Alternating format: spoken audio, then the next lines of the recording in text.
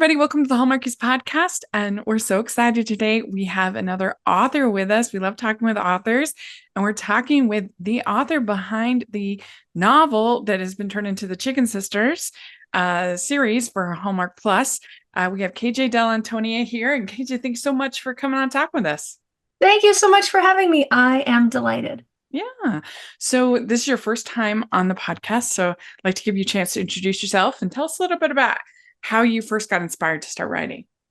Um, so I have always been a writer. I can't even tell you sort of definitely of the, scrawled, misspelled, confused attempts at stories as a small child, ilk.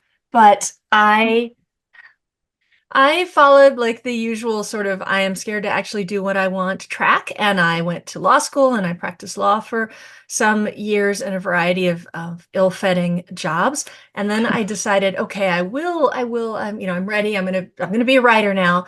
But I was still too scared to try fiction. So instead I became a journalist. I spent a number of years covering parenting and family issues for a variety of publications, ending in Slate and then the New York Times. And Wow. yeah, it was really, I did great, but it still wasn't what I wanted to do. And there came a point at the Times when I had some time. I had written and published a nonfiction book called How to Be a Happier Parent that was on the topic of family and culture and all those things. It's a pretty obvious topic, I guess, based on the title. And I had some time during that book leave while it was actually being dealt with in other ways. And I had had this desire to write fiction all my life. And I had been noodling around the story that eventually becomes the Chicken Sisters for years. And I decided to put some time into that. And I actually did NaNoWriMo, which is, National Novel Writing Month in November. The goal is to write 55,000 words of a novel in, over the course of November. I've done it a bunch of times. It's really fun. I will say that probably about 60 of those words ended up in the final novel, and they were probably all like the and their and his. Those are all still in there.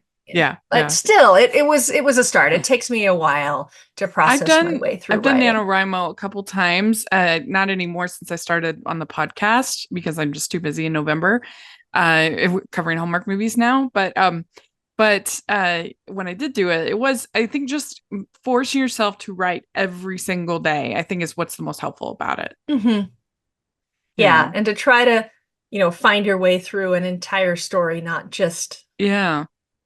write whatever comes to mind. So Hmm. it wasn't anything that anybody has read, but it definitely got me going. Oh, that's great. That's good to hear. Yeah. So, yeah, I saw that you were a journalist first, and then you dove into fiction. How was that transition for you? What was that like going from nonfiction to fiction? Uh, it definitely took some time. I mean, I have a variety of bad tendencies while writing, but one of them in the beginning was, um, but is it real? Not like, is it real? Because obviously it's fiction, but like, and even more of an emphasis on, could this possibly happen? And if so, what things would have to fall into place for it to happen? And I need to tell the reader all of them Uh-huh. before, so there was this sort of tendency by me to be really focused on sort of keeping everything very grounded, when the truth is that in fiction, we like big events, we like big thoughts, we like big emotions, and Yeah. we want those. Those are what make us as readers really, dive into a book and stay within it. So to try to keep things sort of grounded at a journalistic level is not, it's not a good way to go. So I had to Yeah. really crush that. I Yeah. have like a little, I don't have the post-it now, but I've definitely have had poster that are like, bring on the melodrama, bring on the, what seems to me to be like OTT is what we want in this stuff. So what was your first book? That was Chicken Sisters your first book? If Chicken Yeah. Sisters was my first novel. Oh, Yeah. okay. It was your first one. Yeah. It's Because kind you've of had a couple amazing. different ones, right? Yeah, The Chicken Yeah, yeah, Sisters yeah. was the first one. In Her Wow. Boots was the second one. And then Playing the Witch Card, I'm moving my hand with difficulty because of the mirror screen. Playing the Witch Card is my most recent book. And I really think it's The Chicken Sisters if you also like witches. Oh, good. That's good.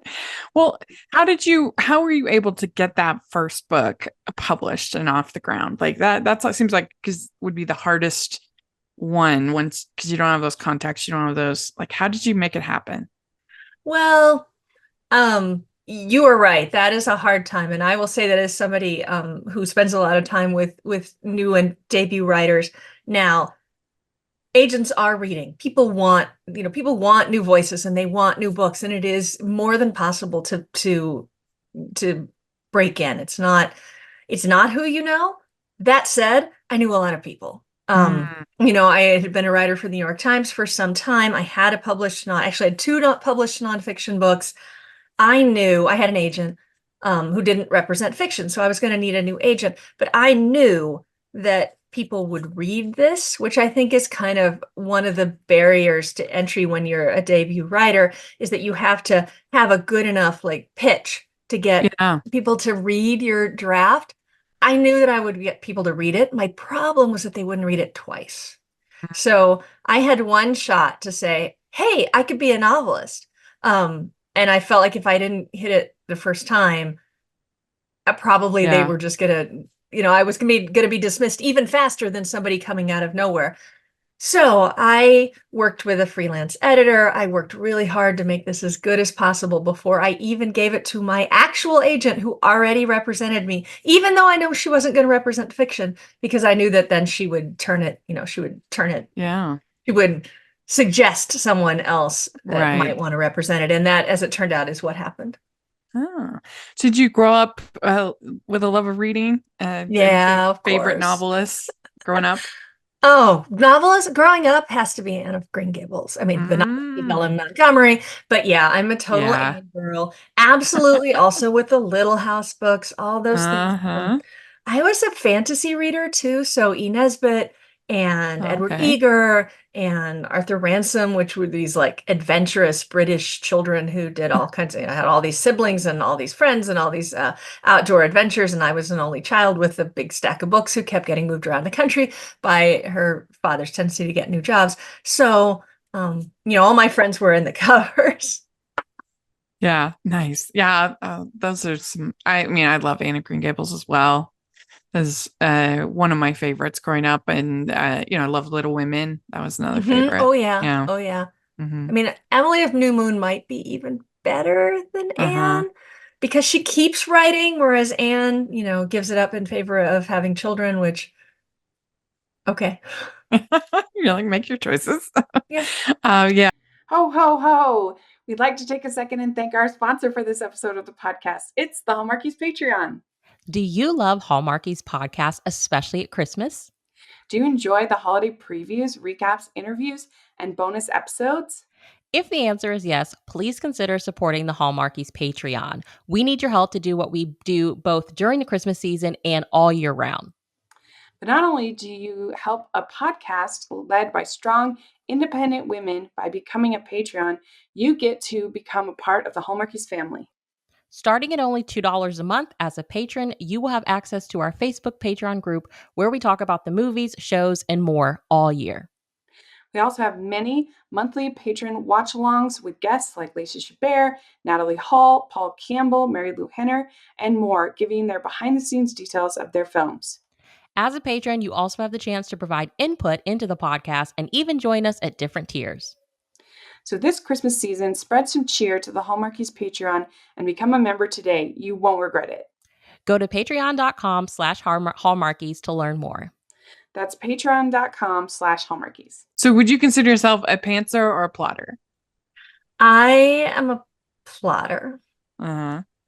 Yeah. Yeah, so you plan it out pretty. I do. I don't usually follow the plan, but I do plan it. Does that count? Uh-huh. Oh. Or I follow it up to a point. Basically, I plan and I plot, and then I write for a while, and then I realize it's all wrong. And then I go back and I plan and I plot, and then I write for a while and I realize it's all wrong. And then I plan and I plot, and then I write like 80,000 words, and I realize it's all wrong. Maybe I would have better luck as a pantser. So, because I do have to write a lot of drafts to get to a final Mhm. book. Well, I mean, if NaNoWriMo appealed to you, that does have a pantser quality to it. I tend to go into it with a plan. Yeah, me too. Not gonna lie. That's good. That's good. Well, so are you from the country? Is that how you got inspired of this Chicken Sisters? So the Chicken Sisters, as I hope that listeners know, is the story of two fried chicken restaurants competing, and really two sisters competing in a reality TV restaurant competition. Those fried chicken restaurants are real to some extent. Anybody who lives in southeastern Kansas knows Chicken Annie's and Chicken Mary's. They are two fried chicken restaurants in Pittsburgh and Frontenac, Kansas, which are like, sort of one of those little integrated town units. It's a bigger area than Merrimack, which is the town I put my restaurants in. But anyway, they exist. And I grew up going back and forth there because my parents are from there. In fact, anybody who lives there also probably remembers my grandmother, who famously worked in the bank and was a really creative dresser, who wore like 6-inch heels all the time, even Oh, at the age of 80. wow. She was a fabulous woman. And she might be equally as well known as the chicken restaurants. But anyway, grew up driving back and forth to this part of southeastern Kansas from we lived in Texas and Kansas and a bunch of different places. But we would always go back, and we would only eat at Chicken Annie's because it was just like it is in the book. You only ate it one. You didn't eat it. You didn't eat it both. I've eaten at Chicken Mary's once. I think it was a secret from my grandmother. Different grandma. Anyway, all my grandparents lived there, and all my Uh-huh. extended family lived there. So I was there a lot, but I never heard the story. And it really stuck with me. Like, why would there be these two fried chicken restaurants? But they're not. I mean, even as a young kid, I knew they weren't related because you couldn't eat at both of them. And I just, was like, why? Why would that be? And at some point I told my mom I was working on a book about Chicken Annie's and Chicken Mary's, kind of. And she was like, "Oh, do you want to know the real story?" And I was like, "No, don't tell me the real story." Oh, So honestly, to this day, I don't exactly know. It's a little bit oh. like the book. It wasn't sisters, but it's a little bit like that. Mm. But yeah, and I Yeah, know where they so, are now. They actually are now run by the same family oh, they because are. two They're run people by the got same. married. And they were really happy with the books, which made me very happy. I was a little nervous about that. Oh, that's good. So Merrimack is based on a real area of Kind of. Kansas. Probably Merrimack mostly is based on the town I live in now, which is in New Hampshire. It's a very small town. We literally, when we vote on a town issue, we go to the school gym and we raise our hands, and anybody who would like to see a recount or a paper ballot can demand it, because there are only 1,600 people here, and that counts all the kids. So it's really small. So it's probably really based on that, but also I'm not a New Englander, so the vibe is very much more Mm, Kansas and southeastern Kansas and somewhat southern. okay, okay. So, what is the difference between the two as far as the chicken? Is it the spices? Because they're saying that at one point the one steals the I other's can't tell recipe. you what the difference is in the book. Uh, Uh-huh. when the real restaurants, they were cooked slightly, and this is also true in the book. I can tell you this. I don't actually remember if they specify this in the TV show, and they probably don't. But my memory, at least in terms of tasting them, is that Chicken Annie's is deep fried, and also as a cook and knowing how these things work, Chicken Annie's is deep fried, whereas Chicken Mary's is probably fried in a big sauteer because the texture of Oh. the breading and the crispiness. I've probably thought about this too much, but it's different. Yeah, well, I mean, you got to have those secrets, herbs and spices, right? Yep. Well, That's and how they. there's plot things that depend on the Yeah, yeah. recipes. So So, do you like fried chicken? Are you a big fan? I do like, well, I like the fried part. Like if you could just fry the fry, I don't really care that much Uh-huh. about the chicken part. Like I'll Oh, eat okay. pretty much anything. So yeah, when I'm really just in it for the crunchy bits. Oh, okay. Yeah. All right. Do you have sisters? Could you connect with the story that way? I I don't. I'm actually an only Yeah, child. that's I interesting. really wish, I've wanted that, as all only children do. But what I do have is a best friend that I grew up very, very, very close to.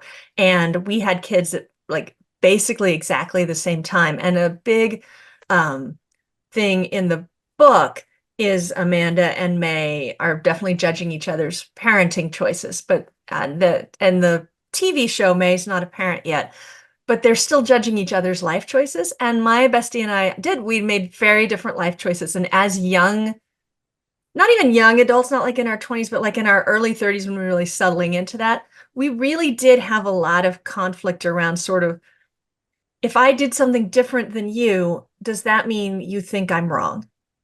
Like we really wanted, Yeah. we've talked about this now, and I think we both wanted the other to say, no, that's absolutely right. But the only way to really convince me that my friend thought this was right would be to do exactly the same thing. And since she lives in California and I live in New England, that's not going to happen. So I really drew on that between May and Amanda. I feel like ultimately what they want is the other to look at them and say, no, you're okay. You made the right call, because they're all each other has to do that. And my friend and I are kind of like that because she doesn't have any sisters or same age siblings either. So we kind of, we have each other to like bounce off of.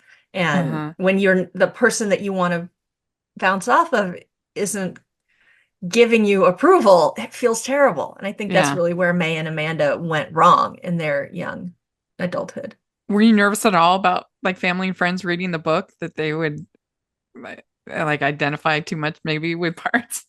I was nervous about the chicken owner, the chicken restaurant, and the town, that they wouldn't like some of the depictions that I had. So I was nervous about that. I remain a little, so there's one person in the story that's named after somebody in my actual life, and I have long since lost track of that person, and I don't know how they would feel. Hopefully not bad. So let us know in the comments if you're listening. Yeah, exactly. They would know too. They would absolutely know, but I'm not going to out them. Yeah. So I remain faintly nervous about that. Other than that, no. I mean, part of not having a sister, I mean, my mother is kind of like, why do you only write this? Because now we're three books. Like, why do you only write about like mothers and daughters have these gigantic conflicts? And I'm like, right. Because it's not really interesting when they don't. If you just Zoom with your mom and talk about the weather for 20 minutes, that's a really boring book. Yeah. Well, was it hard though with May and Amanda, their characters, keeping them like likable enough? Was that something you were concerned about? Yes, So much definitely. fighting? The first feedback on May, especially, which was kind of hard for me because originally, as I started writing the book, May was the one I identified with most closely. As I worked through it, it balanced out, and there were moments when it was more Amanda. But May, I mean, the book is also really a story of two small town girls, one who stays and one who goes. And May is the one who goes, and I am absolutely one who goes. I did grow up in Kansas, and I went to New York, as fast as I could, and so I really identified with her, and to have her be sort of the feedback be that she's just, she's too harsh, she's too hard, she's too not likable. No, that was disappointing, but I think by showing more of what makes her who she is, which we're starting to see as we get deeper into the episodes of the TV series, I think people understand more why, she's just frantically trying to keep everything tidy. We'd like to take a second to thank our sponsor for this episode of the podcast. It's the good folks at Harpeth Road Press and bestselling author Jenny Hale and her new book, Noel Bridge. They say there's a covered bridge that heals the sick and mends the broken. Actual miracles have happened within its green clapboard protective shell. When Alicia Silver faces spending her first Christmas without her fiancé who has passed away, she knows that the only way she can manage through the season is if she has a little divine intervention. So she heads to snowy Smoky Mountains to visit that bridge, hoping to reach her fiancé somehow. But she isn't expecting to encounter Leo Whitaker when she gets there, a heartwarming holiday getaway that will have you believing in the power of love. If you enjoyed the Christmas movies based on Jenny's books and are searching for more feel-good small-town romance, look no further. That's Noel Bridge, and you can purchase it wherever you purchase your Christmas books or use the affiliate link below. That's Noel Bridge by Jenny Hale. To write Nancy and Gus, their characters? And and their dynamic, the rivalry. I mean, especially Gus, with her Yeah, I hoarding and other loved. things. Yeah, well, I love Gus, and she has a different name in the book. Um, but I I am I'm not a I'm not a hoarder. I don't have that particular problem. I had worked with a writer who was working her way through her parenting experience, her experience of being parented by a hoarder, and she knows that I leaned heavily on some of the stuff she tells me. She's completely cool with it. Um, and is actually pretty well known in her own right for totally different reasons now. Anyway, it was hard. I really had to sit down. I am much more May. I'm like, throw it away, throw it away. I don't care. I have no sentimental value. There's literally someone outside my house right now heaving things into a dumpster because we bought this place and it has an old barn and it had a lot of junk in it. And we've lived with it for 15 years and I don't want to live with it anymore. And I'm just standing down there. I'm going, we're not going to be New England about this. I realize we could potentially use that old fence post. I'll buy a new Yeah. fence post. Well, being in New Um, York, you have to be that way. I yeah, mean, space yeah, is such a priority there. yeah. You That can't do it. And I'm not sentimental. Um, but I really had to come to understand why Gus would cling to the things that she does. And that involved, I mean, all of it, this always happens to me. I can't write one character. I can't even start with their name until I understand why their mother would have named them that. And then I kind mm, of have to know where their mother's name came from, right? Because that, like how you name people often has to do with how you feel about your own names. Then I'm going back to them. And then I'm like, well, what about their parents? So I've always got these generations. So I had to think about, Gus and what it would be in her past that would make her so desperate to cling on to every little thing. And then how that would play out I mean, Amanda's desperately clinging on to a lot of things and May is desperately pushing everything away. It was fun to think about and explore. But yeah, it was a challenge. And then Nancy, um, man, Nancy, she's kind of hard in some way. It was hard to write in some ways because she's gotten to where she's gotten. She's a woman in her 60s and nothing has turned out the way that she wants. And she's pretty positive about it, but also becoming more and more aware of it. And I mean, I think they did a really amazing job, maybe even better than I did in some way. They've done an amazing job depicting that in the series, partly because Leah Thompson is such an incredible actress. yeah. Like you can really see that it's really hard to reach a point in life where you're probably not going to be able to, you can still do a lot, but you can't change what you've already done. And maybe it didn't turn out like you hoped. Yeah. Well, we were saying that the other day on the podcast that when you get 40 plus, it's more like a sanding off rather than like I mean, you can change careers, you can change marriages, you can make big changes, Mhm. obviously.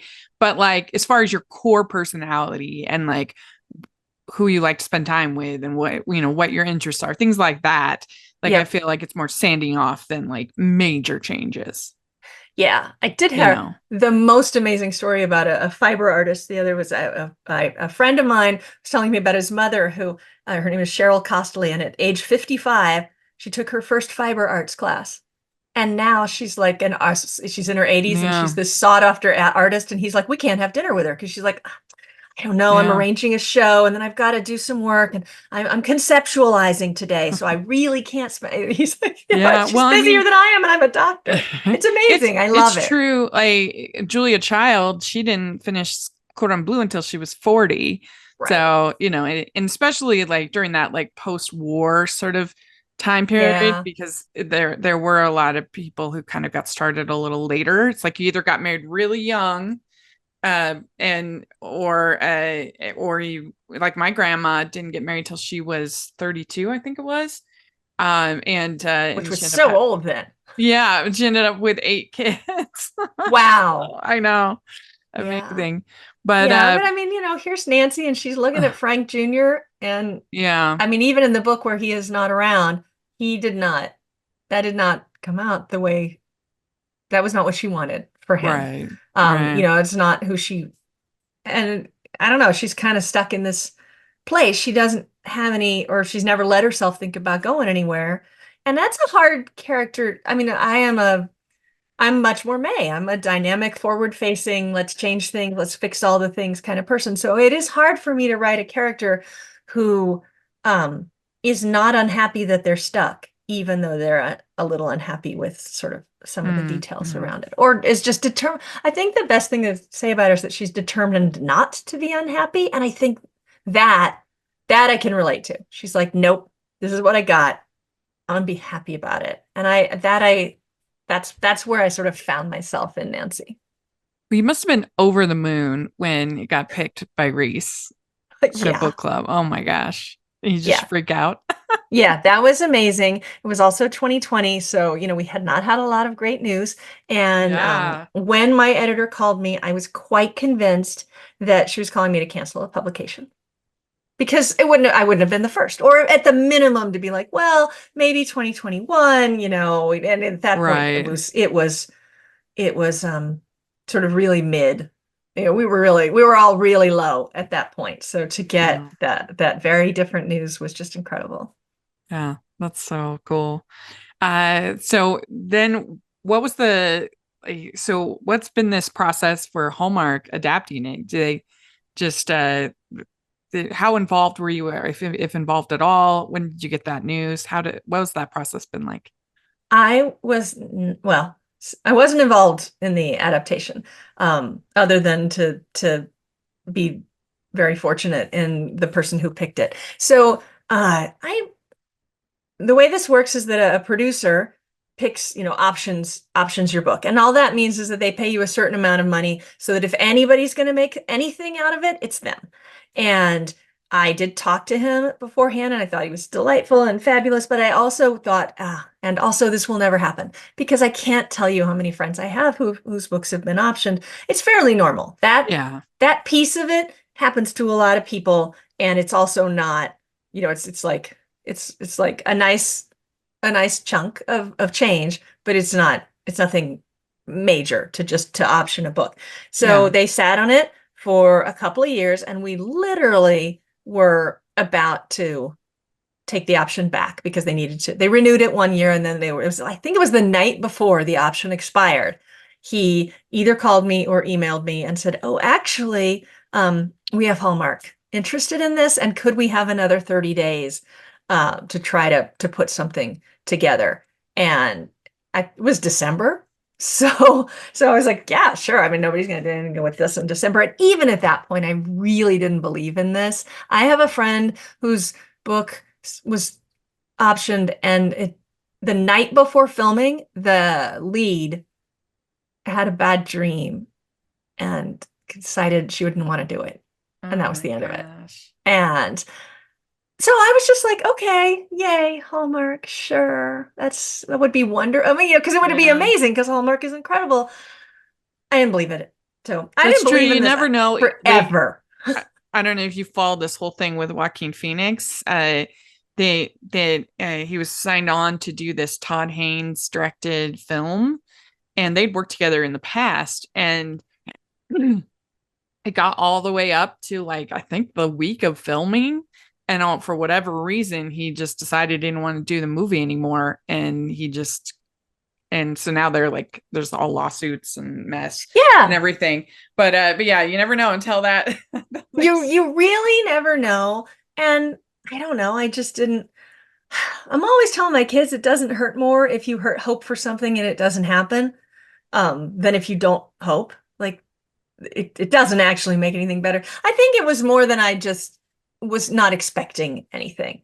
And once they were like, yeah, Hallmark is on board, and we're actually, so the option means they can make something. Then when they pick up the option, that means they actually are making something. So at that point, I got hopeful. I Yeah. got really excited. And then every couple of weeks there would be more exciting news. We've got these great writers. We've got this fantastic showrunner, Annie Mebane. Oh, we're starting to cast. Oh my God. I Uh-huh. mean, and the Yeah. cast, wow, just beyond my wildest dreams. And Were you so surprised that Hallmark picked it up? Because it's not that romantic of a book, I would it's say. not, but it is really, I think what it has that is what appealed to Hallmark is that it is an extremely um, hopeful book, but also with a lot of emotional depth. I mean, that something to say about my own book, but Hallmark loves its romance, but typically the people in the romances still have to grow and change in order to get their happy ending. So there's that piece of it. And of course, Hallmark loves its small towns, and the competition piece of it is really fun. I guess a little bit because yeah, the strongest romances here, the strongest relationships are among the sisters and the mother-daughter and the Yeah. mother-in-law daughter. This is a women's thing, very much. And I think Hallmark actually wants that. I think they were excited to expand a little beyond. They're like, now we're known for these fun romances. We want we're trying to do some other things. So they have their few series, and Mm. hopefully this will be one of them that sticks around. Yeah, you must have been excited once the cast, like you said, the casting got started. I Yeah. mean, Leah Thompson, Wendy Malick, epic. Yeah, absolutely epic. Absolutely epic. Just astonishing. And Genevieve and Skylar that's May and Amanda. I mean, Uh-huh. they're Yeah. just so good. Genevieve, I mean, the way she's captured my poor, lying to everyone else and also herself, May, is just been really fun. And Amanda with her, like, just realizing that she actually really does want to bust out of this life that she's made for herself. I mean, I don't know. I think they're incredible. I'm Yeah. really enjoying Yeah. watching it. I am one Yeah. episode behind, but it's Oh, great. okay. Yeah. Yeah, I was gonna ask, what do you think of the show so far?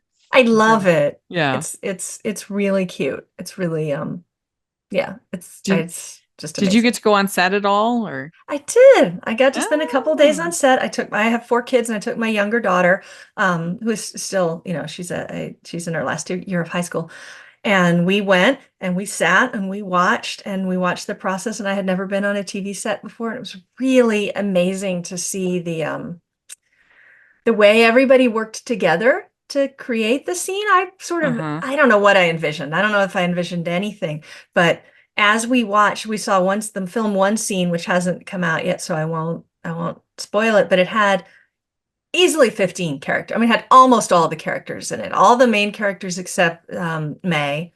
And yeah, it just everyone. And it was a really complicated scene. And to hear how every single person, even if they were a person who only had like one line, would say, oh, but wait, I feel like I wouldn't be standing as close to this other person as I am here and still say this. So what if and then, someone else would be like, well, okay, I feel like the line that came before my line wouldn't have made my character that angry. So can we? And it was really, I mean, it took them all day to film what is probably 3 or 4 minutes on the TV. And it Huh. was really cool to watch. That would be really cool. That would be neat. We'd like to take a second and thank our sponsor for this episode of the podcast. It's the Hallmarkies merch store. Are you looking for that perfect gift for the postable, hardy, or Hallmarky in your life? What about getting that t-shirt or hoodie that will help you stand out at your next holiday party? Now is the time to check out the Hallmarkies merch store. Full of festive designs by artists like Jessica Miller, Carrie from Hallmark Comics, and more. You can even have more than just shirts, but totes, cell phone cases, notebooks, mugs, and more. And it isn't just Hallmark. We have designs for Anna Green Gables, Man from Snowy River, The Nanny, and more. Every purchase at the merch store goes to help support the podcast and allows us to make the great content you know and love. There are frequent sales, so go to tpublic.com/stores/hallmarkies or see the link in the description. That's tpublic.com/stores/hallmarkies. We're going to go on one of these like Food Network food shows, reality shows. What would be your signature dish? What could you pull off, you think? Oh, what could well, I grew up Italian. In the original book, the families have Italian names because southeastern Kansas is actually a really Italian place. So if I'm making any kind of pasta, that's just natural to me. That's just, I mean, we had fresh pasta and tomato mozzarella for dinner last night, and it literally wasn't Tuesday, it was Wednesday. And Uh-huh. that's just, I just do that because I grew up doing Yeah. it. So it's not a big deal. So it'd have to be pasta. Yeah. I could do pasta wars for another book. Okay. Yeah, we had pasta. It's pasta and sauce all the time growing up, and I kind of teased my mom because she's gluten intolerant now. Like it's because we had pasta so Because that's all much. you ate. Yeah. Because I mean it makes sense because it's super easy, it's cheap, and everybody likes it. So it's, Hmm. it makes sense to make for your family meal a lot. And it's just tasty. So I'm with you on that. Well, we like to end with some fun get to know you questions. The first question is, what is the best ice cream flavor? Chocolate chip. Okay. What's your favorite color? Green. What music are you into? Oh, I'm kind of, your basic pop Taylor Swift kind of girl. Okay, good. Okay. What's your go-to date night food if you're going out? Ooh, sushi. Yeah, that's a good choice. It's a good Hmm. choice because it's very dainty.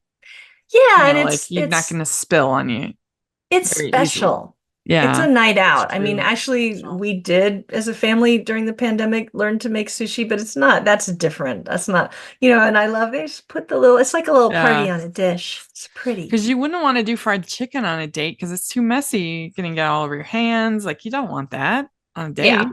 Yeah. Yeah. Plus, it's Okay. embarrassing just to be like, can I have that crunchy bit off your? Yeah. You Yeah. gonna finish I that? do like a good smash burger and fries, though. That's my Oh, second date. okay. Can that be my second date? Yeah, that can be a second date. Okay. What is your go-to date night activity if you're going out and doing something fun? Oh, I really like to hike and walk. Oh, So that probably that. okay, good. All right. Which do you like better, dogs or cats? Dogs. I like cats too, though. I have Uh-huh. two and three. Two dogs, three cats. Oh, cute. Okay. Which do you like better, beaches or mountains? Mountains. Oh, okay. What's your favorite holiday to celebrate?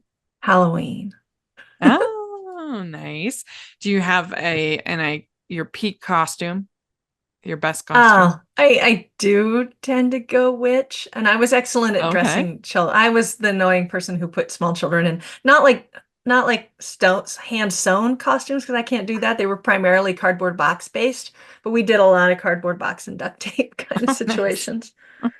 One of my kids once went as the First National Bank of Candy in a box and a little thing, and he had a Oh, little that's slogan. It cute. said, "Your candy is safe with us." Yeah, it was That's really cute. epically cute, really. All He's 18 right. now, so I don't think he'll wear that this year. I asked him. Could be a sweet way. I don't know. Girls might like that. Yeah, that's I think. Okay, last question, what is your favorite Hallmark or romantic movie? Ooh. Oh. Oh, I wish I had a Hallmark one, but I'm gonna have to fall back on You Got Mail. Yeah, Yeah, the whole Nora so Ephron good. thing. Yeah. I love it. I love that whole perfumery story. It's just a good story in almost any iteration. The idea of Hmm. people falling in love over their words. It's Yeah. just it's just romantic. Yep. Yeah, Yeah. very I good. mean, I could definitely just sort of go on all day with, yeah. Yeah. There's so much. I'm like tongue-tied because there's so Yeah, much. so good. Well, very good. You did it. You answered all the questions. Thank you so much for coming and talk with us, and Thank we you. really appreciate it. And good luck with like you said you had a new book. It's The yeah, playing the witch card. It's been out a little bit, but this is it. It's a witch book, and it's October, Nice, so this is its big time of year to shine. fun, So fun. Well, yeah, very good. If people thank want to you. follow you on social media, that kind of thing, how do they do that? Definitely Instagram, and I am at KJDA. It's a bookstagram. All I ever talk about is books, and all anybody I follow talks about is books, and Okay, good. it's just all books, and like the occasional dog. Okay, good. That's good. We'd like to thank KJ for coming on the podcast. This was so much fun to get to talk with her. Let us know what you think about all the things we talked about, comment section. And you can find me at Rachel's Reviews, all over social media, iTunes, YouTube, and on Goodreads. So please take a look at that. And make sure you're following the podcast, Hallmarkies Pod, Hallmarkies Podcast, all over social media. And if you are listening on iTunes, please leave your ratings and reviews. That really, really helps us a lot. And if you are watching on YouTube, please give the video a thumbs up and subscribe to the channel. We really appreciate that so much. We also have our Patreon group and merch store. So take a look at that. And thanks so much again to KJ, and we'll talk to y'all later.